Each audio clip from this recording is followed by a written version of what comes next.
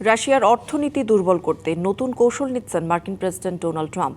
পরিকল্পনা অনুযায়ী ভারতকে রাশিয়ার তেলের বদলে ভেনেজুয়েলা থেকে তেল কিনতে উৎসাহ দিচ্ছে যুক্তরাষ্ট্র। কিন্তু বিশ্লেষকরা বলছেন এই পরিকল্পনা বাস্তবায়ন করা সহজ নয়। দক্ষিণ আমেরিকার দেশ ভেনেজুয়েলায় বিশ্বের সবচেয়ে বেশি প্রমাণিত তেলের মজুদ আছে।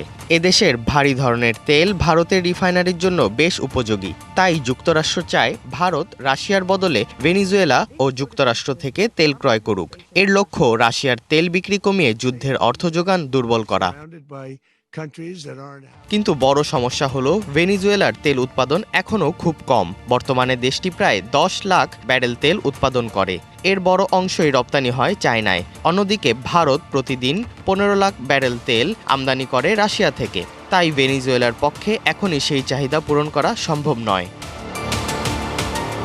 বিশ্লেষকদের মতে ভেনেজুয়েলার তেল শিল্প দীর্ঘদিন বিনিয়োগের অভাবে দুর্বল হয়ে পড়েছে।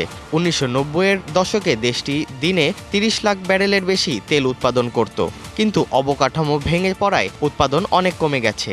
এটি আবার বাড়াতে বড় বিনিয়োগ ও অনেক সময় লাগবে।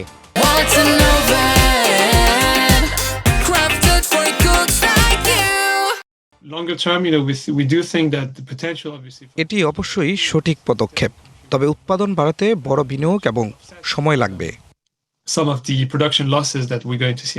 আরেকটি বড় বাধা ভারতের জন্য রাশিয়ার তেল ছেড়ে দেওয়া, কারণ রাশিয়ার তেল আন্তর্জাতিক বাজারে অনেক কম দামে বিক্রি হয়। তাই ভারত দ্রুত রাশিয়ার তেল আমদানি বন্ধ করবে এমনটা মনে করছেন না বিশ্লেষকরা।